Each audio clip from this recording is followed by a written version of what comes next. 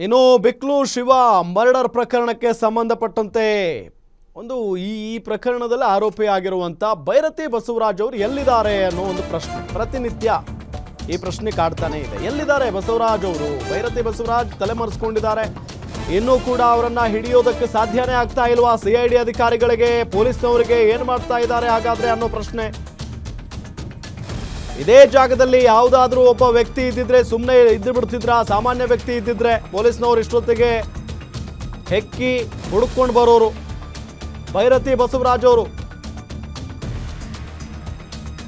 3 ತಿಂಗಳ ಹಿಂದೆನೆ lookout notice ಆಗಿದ್ರು ಕೂಡ ಇದುವರೆಗೂ ಸಿಕ್ಕಿಲ್ಲ. ಕಣ್ಣ ಮುಚ್ಚಾಲೆ ಆಟ ಅಂತೂ ಮುಂದುವರೆಸಿದ್ದಾರೆ ಅವರು. ದಿನಕ್ಕೊಂದು ಜಾಗ, ಬೇರೆ ಬೇರೆ ಫೋನ್ ನಂಬರ್ ಎಲ್ಲ ಬಳಕೆ ಮಾಡ್ಕೊಳ್ತಾ ಇದ್ದಾರೆ. 1.5 ತಿಂಗಳಿನಿಂದ ಮೊಬೈಲ್ ಆಫ್ ಮಾಡಿಕೊಂಡಿದ್ದಾರೆ. ಮತ್ತೆ ಜನಪ್ರತಿನಿಧಿ ಇವರು 1 ವಾರದಿಂದ ಯಾರ ಸಂಪರ್ಕಕ್ಕೂ ಸಿಗ್ತಿಲ್ಲ, ಓಡಾಡ್ಕೊಂಡಿದ್ದಾರೆ. ಭೈರತಿ ಬಸವರಾಜ್ಗೆ ತೀವ್ರ ಹುಡುಕಾಡ್ತಾ ಇದ್ದಾರೆ CID ಅಧಿಕಾರಿಗಳು. 3 ತಿಂಗಳ ಹಿಂದೆಯೇ ಭೈರತಿ ವಿರುದ್ಧ ಲುಕ್ಔಟ್ ನೋಟಿಸ್ ಅನ್ನ ಕೂಡ ಹೊರಡಿಸಲಾಗಿದೆ. ಲುಕ್ಔಟ್ ನೋಟಿಸ್ ಅವಧಿ 1 ವರ್ಷದವರೆಗೂ ಜಾರಿಯಲ್ಲಿರುತ್ತೆ. ಹೀಗಾಗಿ ವಿದೇಶಕ್ಕೆ ಹೋಗಿರುವ ಸಾಧ್ಯತೆ ತೀರಾ ಕಡಿಮೆ ಇದೆ. ನಿನ್ನೆ ನಿರೀಕ್ಷಣಾ ಜಾಮೀನು ಅರ್ಜಿ ವಜಾ ಬೆನ್ನಲ್ಲೇ CID ಅಧಿಕಾರಿಗಳು ಬಹಳ ಆಕ್ಟಿವ್ ಆಗಿ ಕಾರ್ಯವನ್ನು ನಿರ್ವಹಿಸ್ತಾ ಇದ್ದಾರೆ ಅನ್ನೋದು ಗೊತ್ತಾಗ್ತಾ ಇರುವಂಥ ಸಂಗತಿ. ಬಟ್ ನಿಜಕ್ಕೂ ಆಶ್ಚರ್ಯ ಏನು ಗೊತ್ತಾ, ಇಷ್ಟು ದಿನಗಳಾದರೂ ಕೂಡ ಇನ್ನೂ ಇವರು ತಲೆಮರೆಸ್ಕೊಂಡು ಓಡಾಡ್ತಾ ಇದ್ದಾರೆ ಅನ್ನೋದು. ಒಂದು ಕ್ಷೇತ್ರದಲ್ಲಿ ಇವ್ರಿಗೆ ಜವಾಬ್ದಾರಿ ಇದೆ, ಅದನ್ನು ಮರೆತು ಓಡಾಡ್ತಾ ಇದ್ದಾರೆ ಇವರು. ಫೆಬ್ರವರಿ 1ರಂದು KR ಪುರಂ ಬಳಿ ಕಾಣಿಸಿಕೊಂಡಿದ್ರು ಭೈರತಿ ಬಸವರಾಜ್ ಅವರು. ಮೇಡಹಳ್ಳಿ ಕೋದಂಡರಾಮಸ್ವಾಮಿ ಬ್ರಹ್ಮ ರಥೋತ್ಸವದಲ್ಲಿ ಭಾಗಿಯಾಗಿದ್ರು. ಮಾಜಿ ಸಚಿವ ದೇವರಿಗೆ ದೀರ್ಘದಂಡ ನಮಸ್ಕಾರ ಹಾಕಿದ್ರು. ಬಾಸ್ ಕೇಕ್ ಕತ್ತರಿಸಿ ಕಾರ್ಯಕರ್ತರ ಜೊತೆಗೆ ಸಂಭ್ರಮಿಸಿದ್ರು. ತದನಂತರ ಯಾರ ಸಂಪರ್ಕಕ್ಕೂ ಸಿಗದೆ ಅಜ್ಞಾತ ಸ್ಥಳಕ್ಕೆ ಎಸ್ಕೇಪ್ ಆಗಿದ್ದಾರೆ. ಅವತ್ತು CID ಅಧಿಕಾರಿಗಳ ಕಣ್ಣಿಗೆ ಬೀಳಲಿಲ್ವಾ ಹಾಗಾದ್ರೆ ಭೈರತಿ? ಇಲ್ಲೇ ಇದ್ರಲ್ಲ, KR ಪುರಂನಲ್ಲೇ ಇದ್ರಲ್ಲ, ಆದರೂ ಕೂಡ CID ಅಧಿಕಾರಿಗಳಿಗೆ ಅವರು ಕಾಣಿಸ್ಲಿಲ್ವಾ? ಇಂದು ಭೈರತಿಗಾಗಿ ಊರೆಲ್ಲ ಹುಡುಕಾಡ್ತಾ ಇದ್ದಾರೆ CID ಅವರು. ಕೈಗೆ ಆರಾಮಾಗಿ ಸಿಗ್ತಾ ಇದ್ದಂಥ ವ್ಯಕ್ತಿಯನ್ನ ಬಿಟ್ಟು ಈಗ ಹುಡುಕಾಡುವಂತ ಕೆಲಸ CID ಅವರು. ನೋಡಿ ಅಲ್ಲಿ ಫೋಟೋನ, ಆರಾಮಾಗಿ ಬಂದಿದ್ದಾರೆ. ಫೆಬ್ರವರಿ 1ನೇ ತಾರೀಕಿದು KR ಪುರಂದಲ್ಲಿ ಕಾಣಿಸ್ಕೊಂಡಿರುವಂಥದ್ದು. ಆ ಫೋಟೋವನ್ನು ನಿಮಗೆ ತೋರಿಸ್ತಾ ಇದ್ದೀವಿ ನಾವು. ಮೇಡಹಳ್ಳಿ ಕೋದಂಡರಾಮಸ್ವಾಮಿ ಬ್ರಹ್ಮ ರಥೋತ್ಸವ ನಡೀತಾ ಇತ್ತು. ಆ ರಥೋತ್ಸವದಲ್ಲಿ ಭಾಗಿಯಾಗಿದ್ರು.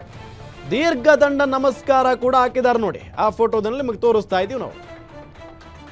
ದೇವರಿಗೆ ದೀರ್ಘದಂಡ ನಮಸ್ಕಾರ ಹಾಕಿ ಬಾಸ್ ಕೇಕ್ ಕತ್ತರಿಸಿ ಕಾರ್ಯಕರ್ತರ ಜೊತೆಗೆ ಸಂಭ್ರಮಾಚರಣೆ ಮಾಡಿ ತದನಂತರ ಯಾರ ಸಂಪರ್ಕಕ್ಕೂ ಕೂಡ ಸಿಗದೆ ಅಜ್ಞಾತ ಸ್ಥಳಕ್ಕೆ ಹೋಗಿದ್ದಾರೆ. ಒಂದು ಕೊಲೆಯ ಪ್ರಮುಖ ಆರೋಪಿ, ಕೊಲೆ ಪ್ರಕರಣದಲ್ಲಿ ಒಂದು ಆರೋಪಿ. ಅವರು ಇಷ್ಟು ದಿನಗಳಾದರೂ ಕೂಡ CID ಅಧಿಕಾರಿಗಳ ಕೈಗೆ ಸಿಗ್ತಾ ಇಲ್ಲ. ಸಿಕ್ಕಿದ್ರೂ ಕೂಡ ಬಿಟ್ಟಿದ್ದಾರೆ.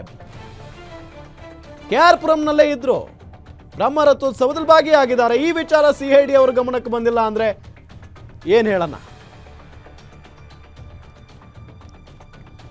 ಇದೇ ವಿಚಾರಕ್ಕೆ ಸಂಬಂಧಪಟ್ಟಂತೆ ಡೀಟೇಲ್ಸ್ ಕೊಡ್ತಾರೆ ನಮ್ಮ crime bureau head SK Manjunath. News desk ಇಂದ ನೇರ ಸಂಪರ್ಕದಲ್ಲಿ ಜಾಯ್ನ್ ಆಗಿದ್ದಾರೆ. ಮಂಜುನಾಥ್, ನಿಜಕ್ಕೂ ಕೂಡ ಇಷ್ಟು ದಿನಗಳ ಕಾಲ ಆದರೂ ಕೂಡ CID ಅಧಿಕಾರಿಗಳ ಗಮನಕ್ಕೆ ಅಥವಾ ಅವರ ಕಣ್ಣಿಗೆ ಭೈರತಿ ಬಸವರಾಜ್ ಅವರು ಬಿದ್ದಿಲ್ವಾ ಅನ್ನೋ ಪ್ರಶ್ನೆ. ಇದ್ರ ಜೊತೆಗೆ ಫೆಬ್ರವರಿ 1ನೇ ತಾರೀಕು KR ಪುರಂನಲ್ಲೇ ಓಡಾಡಿದ್ದಾರೆ, ಆದರೂ ಕೂಡ ಗೊತ್ತಾಗ್ಲಿಲ್ವಾ ಏನು ನಡೀತಾ ಇದೆ ಅಂತ?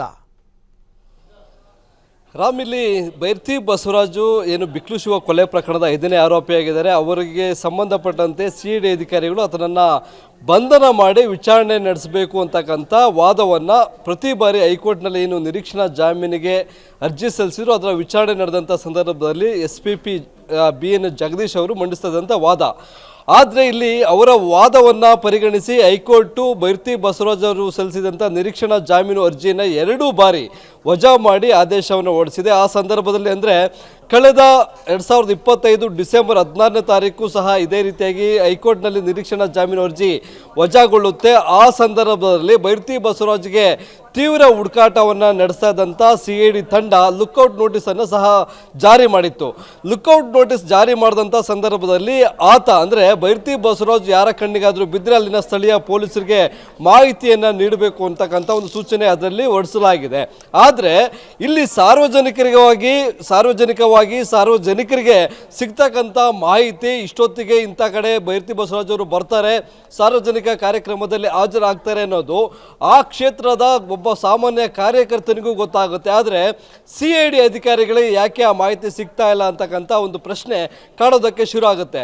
ಇಲ್ಲಿ ನೆಪ ಮಾತ್ರಕ್ಕೆ ಹೈಕೋರ್ಟ್ನಲ್ಲಿ ವಾದವನ್ನು ಮಂಡಿಸ್ತಾ ಇದ್ದಾರೆ CID ಅಧಿಕಾರಿಗಳು, ಅಥವಾ ಇಲ್ಲಿ ಹೈಕೋರ್ಟ್ ನಿರೀಕ್ಷಣಾ ಜಾಮೀನು ಅರ್ಜಿಯನ್ನು ವಜಾಗೊಳಿಸಿದ್ರು ಸಹ ನಾವು ಹುಡುಕಾಟವನ್ನು ಮಾಡ್ತಾ ಇದ್ದೇವೆ ಅಂತಕ್ಕಂಥ ಬರೀ ಹೇಳಿಕೆಗಳನ್ನು ಕೊಡ್ತಾ ಇದ್ದಾರೆ. ಅವರು ನಿಜವಾಗಿಯೂ ಹುಡುಕಾಟವನ್ನು ಮಾಡ್ತಾ ಇಲ್ಲ ಅಂತಕ್ಕಂಥದ್ದು ಈ ಒಂದು ದೃಶ್ಯಗಳಿಂದ ಸಾಬೀತಾಗುತ್ತೆ. ಇಲ್ಲಿ ಫೆಬ್ರವರಿ 1ನೇ ತಾರೀಕು KR ಸಮೀಪ ಇರ್ತಕ್ಕಂಥ ಮೇಡಹಳ್ಳಿ, ಅಲ್ಲಿರ್ತಕ್ಕಂಥ ಕೋದಂಡರಾಮಸ್ವಾಮಿ ದೇವಸ್ಥಾನದ ರಥೋತ್ಸವ ಕಾರ್ಯಕ್ರಮದಲ್ಲಿ ಸಾರ್ವಜನಿಕವಾಗಿ ಬೈರತಿ ಬಸವರಾಜು ಭಾಗಿಯಾಗಿದ್ದಾರೆ.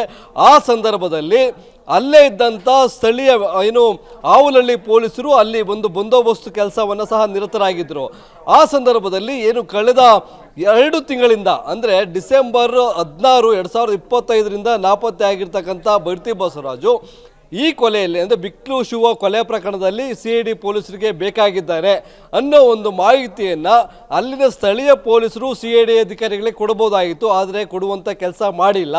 ಯಾಕೆ ಅಂತಂದರೆ ಆ ಭಾಗದಲ್ಲಿ ತುಂಬ ಪ್ರಭಾವಿಯಾಗಿರ್ತಕ್ಕಂಥ ಶಾಸಕರು ಅವರ ಬಗ್ಗೆ ಮಾಹಿತಿಯನ್ನು ಕೊಟ್ಟರೆ ಮುಂದೆ ನಮಗೆ ಸಮಸ್ಯೆಗಳು ಎದುರಾಗಬಹುದು ಅನ್ನೋ ಒಂದು ಆತಂಕ ಅಲ್ಲಿನ ಪೊಲೀಸರಿಗೆ.